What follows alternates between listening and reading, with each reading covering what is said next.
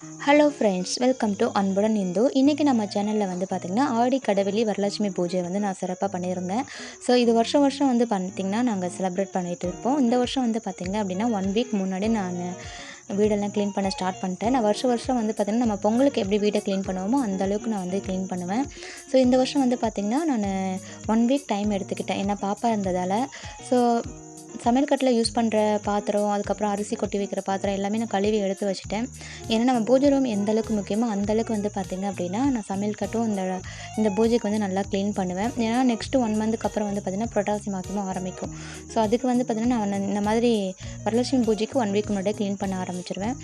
So bedsheet wash பண்ணுறது, ஒட்டடை துடைக்கிறது இதெல்லாமே நான் க்ளீன் பண்ணிட்டேன். வியாழக்கிழமை தான் நான் வந்து பார்த்திங்கன்னா கிச்சன் க்ளீன் பண்ணுறது, அதுக்கப்புறம் பூஜை பாத்திரம், பூஜை பொருள் எல்லாமே பித்தளை ஜாமான்லாம் கழுவி வச்சுருந்தேன்.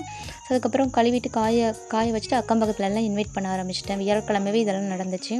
ஸோ இந்த வருஷம் வந்து பார்த்திங்க அப்படின்னா எங்கள் அம்மா வந்திருந்தாங்க. எப்பயுமே வருஷம் வருஷம் வருவாங்க. வருஷம் எங்களோட நாத்தனார், மாமியார் எல்லாருமே வந்திருந்தாங்க. அதுக்கப்புறம் வந்து பார்த்திங்கன்னா எங்கள் அம்மா வீட்டிலேருந்து வந்துட்டு இருந்தாங்க. ஸோ இந்த வருஷம் வந்து பார்த்திங்கன்னா குழந்தைங்க எல்லாமே எங்கள் வீட்டுக்கு வந்திருந்தாங்க. ஸோ வெள்ளிக்கிழமை எர்லி மார்னிங் வந்து பார்த்திங்கன்னா அம்மனுக்கு அலங்கரிச்சிருந்தேன். ஸோ இந்த வருஷம் வந்து பார்த்திங்கன்னா நான் புதுசாக வந்து புடவைலாம் எடுத்து பண்ணியிருந்தேன். ஏன்னா பாப்பா பிறந்ததால் இந்த வருஷம் வந்து நான் விடிஞ்சு தான் வந்து பூஜையே செலிப்ரேட் பண்ணியிருந்தேன். ஏன்னா பாப்பாவை குளிக்க வைக்கணுங்கிறதுக்காக. எப்பயுமே நம்ம வரலட்சுமி பூஜை வந்து வாசல்லேருந்து அம்மனை அழைச்சி உள்ளார வரணும். அப்போ வீடு ரொம்பவே க்ளீனாக இருக்கணும். ஸோ அதனால தான் நான் 1 வீக் முன்னாடியே வீடு க்ளீன் பண்ண ஸ்டார்ட் பண்ணிட்டேன். இந்த மாதிரி தீப ஆராதனை காத்து நமக்கு எந்த கலசத்தில் அம்மன் வைக்கிறோமோ அந்த அம்மனை வந்து வாசல்லேருந்து உள்ளார வர வச்சு நம்ம அலங்கரிச்சிருக்க இடத்துல வச்சிடணும். அதுக்கப்புறம் நமக்கு தெரிஞ்ச ஸ்லோகோ, அதுக்கப்புறம் வந்து பார்த்திங்கன்னா மந்திரங்கள் அந்த மாதிரி பாடி இந்த அம்மனை வந்து பார்த்திங்கன்னா சாமி கும்பிடணும்னு சொல்லுவாங்க. நான் வந்து பார்த்திங்கன்னா அபிராமி அந்ததி தான் படிச்சிருந்தேன். ஸோ எப்பயுமே பூஜை ரூமில் விளக்கு எப்பயுமே ஏற்றுனதுக்கப்புறம் தான் இந்த அம்மன் எங்கே வச்சுருக்கோமோ அங்கே குத்து விளக்கு ஏற்றணும். ஸோ நான் அப்படி தான் பண்ணியிருந்தேன். இந்த வருஷம்னு இல்லாமல் எந்த வருஷமே நான் வந்து பார்த்திங்கன்னா கூப்பிடாமலே வர்றது வந்து பார்த்திங்கன்னா இந்த அக்கம் பக்கத்தில் இருக்கிற குழந்தைங்க தான். ஸோ என்னோடய சொந்தக்காரங்க குழந்தைங்களும் வந்திருந்தாங்க இந்த டைமு.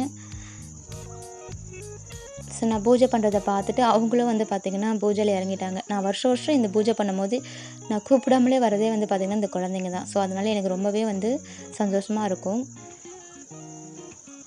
ஸோ பாப்பாவை அம்மா வச்சுக்கிட்டாங்க. ஸோ அதுக்கப்புறம் நான் வந்து கடகடன்னு பூஜை பண்ண ஸ்டார்ட் பண்ணிட்டேன். ஸோ ஈவினிங் வந்து பார்த்திங்க அப்படின்னா 6 மணிக்கு மேலே தான் எல்லோரும் வருவாங்க. ஸோ அவங்களுக்கு ரிட்டர்னிங் கிஃப்ட்டாக வந்து பார்த்திங்கன்னா ஒரு ப்ளவுஸ் போய்ட்டு, அதுக்கப்புறம் வளையல், அதுக்கப்புறம் மஞ்சள் குங்குமம் நான் வச்சு கொடுக்குறது வழக்கம். ஸோ அந்த பூஜையில் வந்து பார்த்திங்கன்னா எங்கள் வீட்டுக்கு வந்து பார்த்திங்கன்னா ஒரு 7 சுமங்கலி பெண் வந்தாங்க. ஸோ அவங்களுக்கு வந்து நாங்கள் அதை வச்சு கொடுத்தோம். இன்றைக்கி பிரசாதமாக வந்து பார்த்திங்கன்னா காலையில் பூஜை அம்மன் அழைக்கிறதுக்கு வந்து பருப்பு பாயாசம் பண்ணியிருந்தேன். ஈவினிங் வந்து பார்த்திங்கன்னா இனிப்பு போளி பண்ணியிருந்தேன். இனிப்பு போலியும் காரப்போலியும் பண்ணியிருந்தேன். அதுக்கப்புறம் வந்து பார்த்திங்க அப்படின்னா கேசரி கொஞ்சம் பண்ணியிருந்தேன். ஸோ வரவங்களுக்கு கொஞ்சம் கேசரியும் அந்த ஒப்புட்டுன்னு சொல்லுவாங்க அந்த போலி பண்ணியிருந்தேன். ஸோ குழந்தைங்களும் அதை விரும்பி இனிப்பாக சாப்பிடுவாங்கன்னு சொல்லிட்டு தான் அதை இன்றைக்கி செலிப்ரேட் பண்ணியிருந்தேன். பாருங்கள், பூஜையும் குழந்தைங்களும் சேர்ந்து பண்ணுறது. அவங்களே அச்சதை போட்டு சாமியை வந்து பார்த்திங்கன்னா அவங்களுக்கு தெரிஞ்ச முறையில் பூஜை பண்ணியிருந்தாங்க. ஸோ நாங்கள் வந்து பார்த்திங்கன்னா வருஷம் இந்த பூஜையை நான் தவறாமல் பண்ணுவேன். கல்யாணத்துக்கு முன்னாடிலேருந்து இந்த பூஜை பண்ணியிருந்தேன்.